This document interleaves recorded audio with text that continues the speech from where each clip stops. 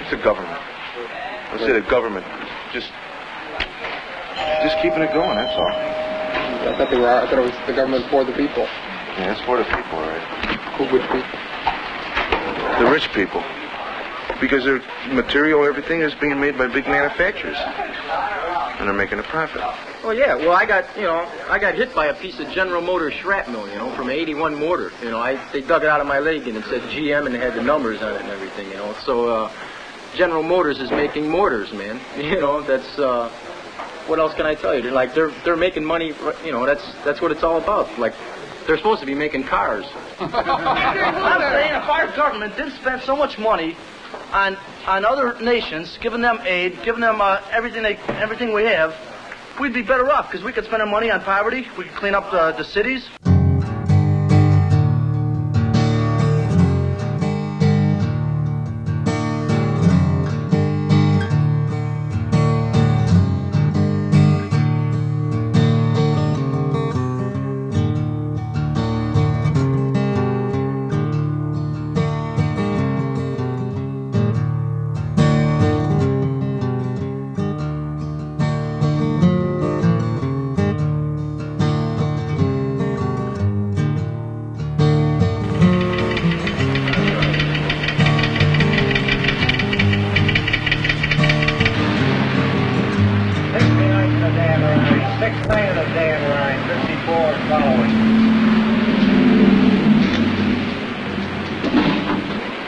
The silent majority, they got too many things on their mind. Paying their taxes, seeing that their kids are all right, not in trouble. They work real hard. Maybe their wives are working too. And just trying to stay out of trouble and doing the right thing every day, day in and day out. Well, if there's anything, to me, that's a silent majority, it's a community like this. This is what the United States is. The people who have their security tied up in their property, take pride in their property, take pride in their home, and this is what they work for. This is their life. He's trying to be the silent majority leader, and nobody will give him a chance. I'm telling that, I can't.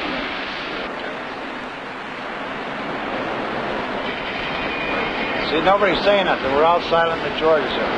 Nobody wants to get the power. I think the thing that gets me the maddest is when I hear an announcer say on TV, he says, only 68 of our men were killed this week. What do they mean, 68? That's 68 families that are torn to pieces because their boys got hit. Or we just had 1,000 or 1,100 of our boys that were injured. What do they mean by injured? An arm or a leg or an eye? Doesn't that count? Actually, the war hasn't affected my job, but I have children that are 19 years old, boys, 19, 18, and I'm deadly against it. I just read Look magazine, and I read an article in there about a letter to the president. And if a lot of people would look at these pictures of these poor guys that only got half a body or something, or still there, it'd be really something. Maybe they ought to go over there and personally and take a look at some of this stuff.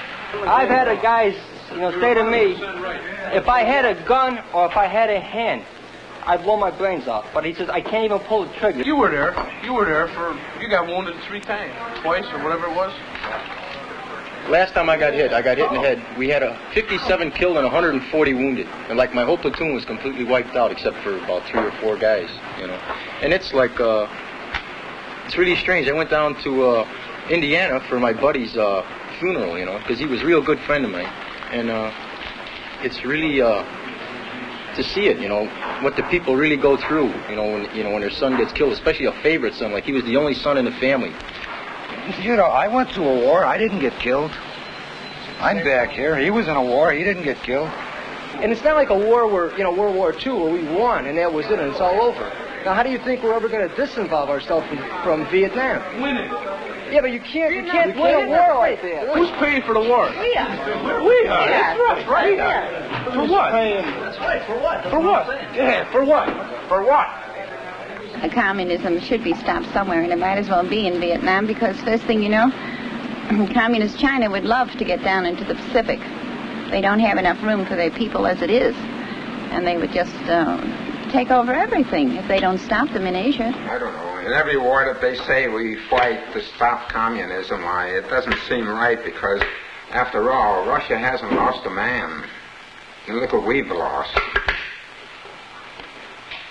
I feel that there are children born in Vietnam that have now grown to manhood and have never known anything but war. And I feel those people over there must be sick and tired of war, and I think they're entitled to a time for peace. I have heard it said that some of the boys come back and they say, those people don't even want us there.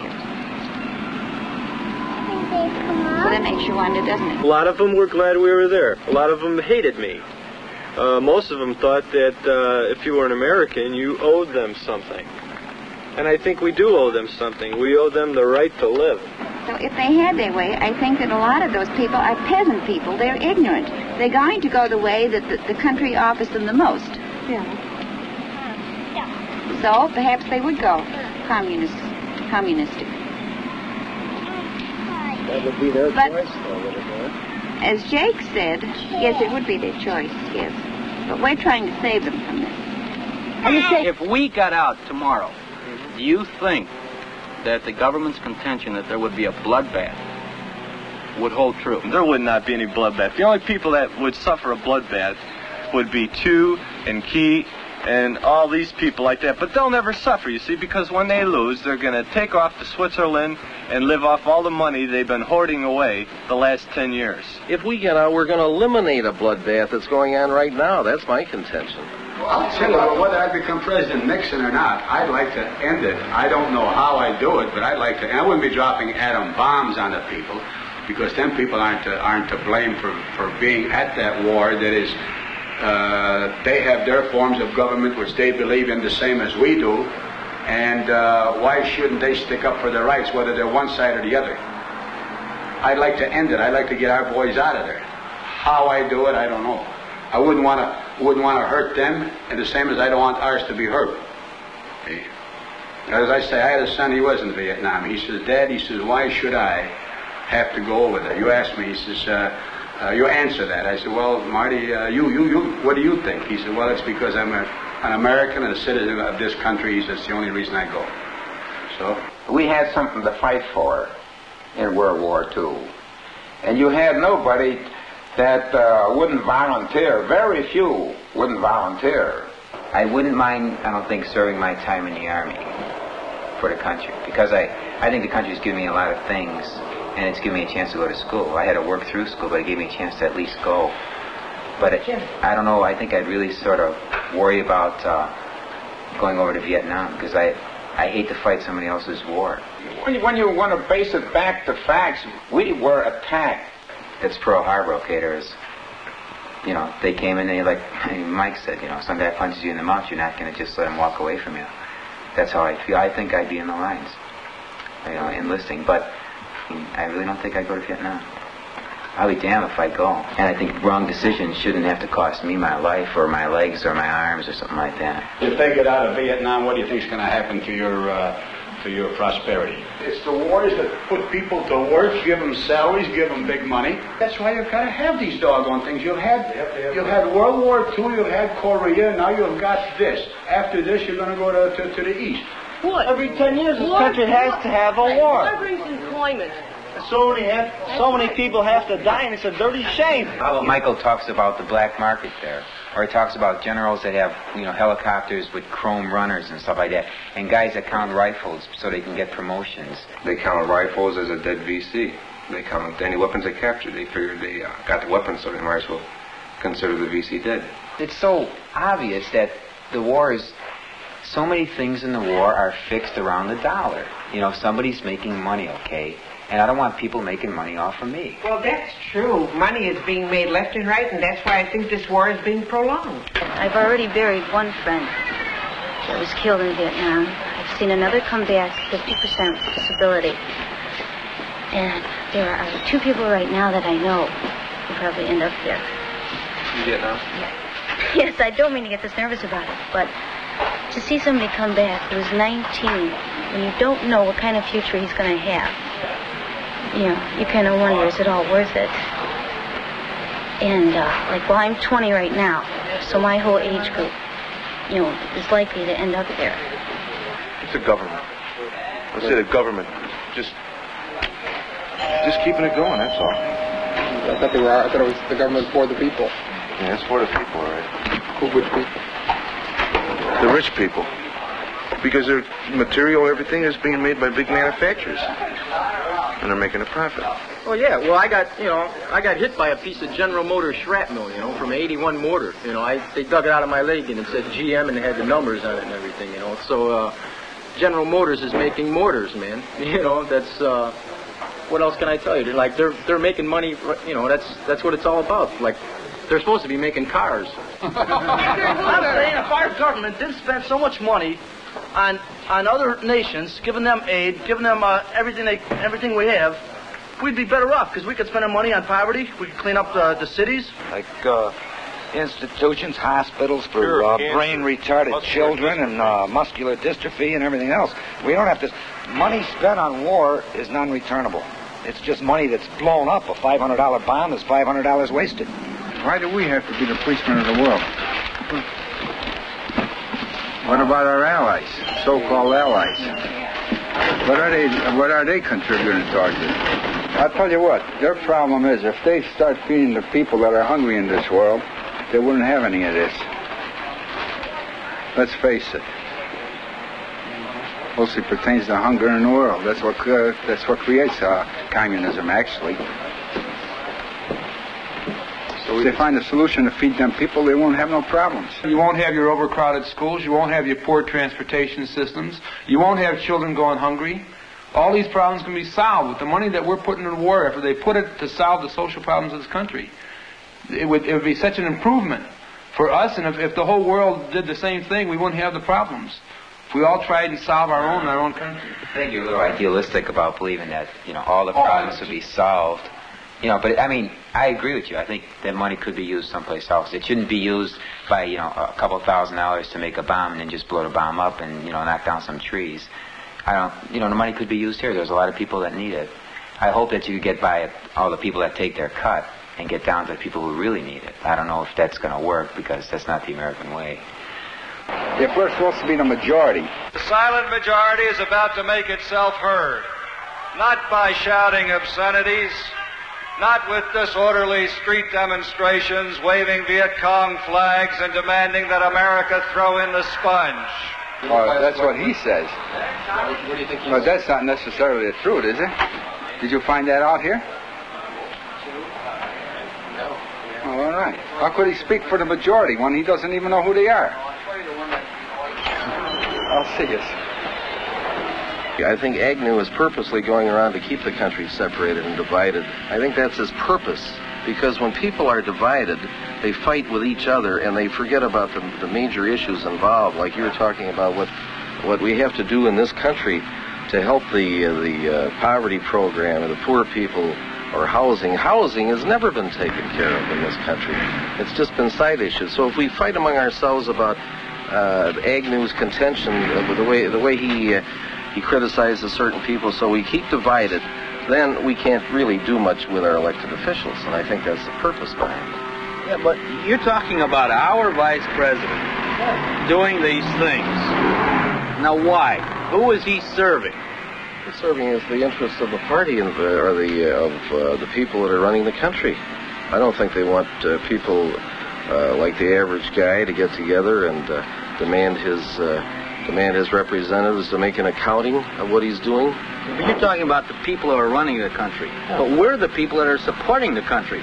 I mean, it just doesn't make sense. But we really don't have much to say about what's going on. We support the country and somebody else runs it. Is that it? Is that what you're telling us? That is exactly it. I mean, I don't make the policy. Somebody better than us makes the policy. But, or somebody that should be more in the know makes the policy. But I hope they know what they're doing. We were brought up to never question authority. Isn't that true? People of our age group. And the government was right, and the policeman was right, and the priest was right, and mom and dad were right. The school board was right. Anybody that was in authority knew what was best and how we should think, and they told us how to think. But I never told my dad he was crazy. Shouldn't I let my government know that I think they're crazy? I think they are insane, really. This is an insane thing we're doing tonight. How we say it. Well, how should I say it? In a proper manner. There's a lot of things I don't like, but I don't go throwing bombs in place. I didn't like school when I was going to school. The teacher's sister over in the school slapped my hand one day, but I didn't go out and throw a bomb in the hallway and blow the school all over the intersection. I just went home and told my father, and then he gave me a couple more whacks. What can we do so that we can be heard, that the government will hear us? We're the middle class, the so-called, silent majority. What can you do about it? What do you mean, what can you do about it? You can do a lot of things. There's about 200 of us. Like what? There's 200 of us in What there can right you now. do about it, man? That's why the younger generation is trying. That's why they're protesting. That's why they're doing all this, If you want to complain because you don't want to go to war, go vote. What do you mean go vote? You want. Why? What's the reason for voting? What's the idea of voting? If you say there's going to be a war every 10 years, what good is your vote going to do if there's going to be a war every 10 years? I didn't raise a kid to go 16,000 miles to fight for somebody else, somebody that you probably never see again. And I don't blame them if they don't want to go. But I look at it this way. This is their country. This is the country they were born in. True, they didn't ask to be born here. But it's their government that's in trouble. Do your best to help it. So many people get it wrong. You have to understand that there's a definite difference between the country and the government. You see, the people in this country aren't fighting a Vietnam War.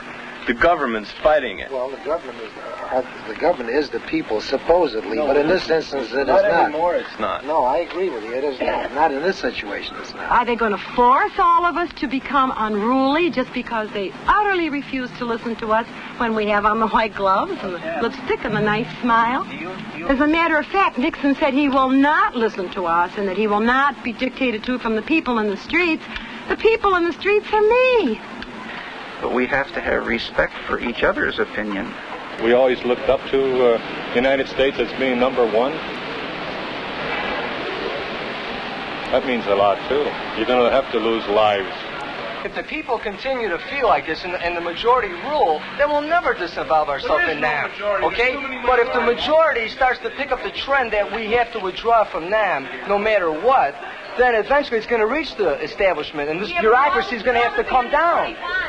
It's going to have to come down. It's going to have to represent the people like it's supposed to. Bureaucracy right now is too powerful. What can we do now here in Garfield Ridge to see that we are represented and that our voice is heard and that it means something? I don't care if I'm just heard and then they say, oh, well, the heck with it.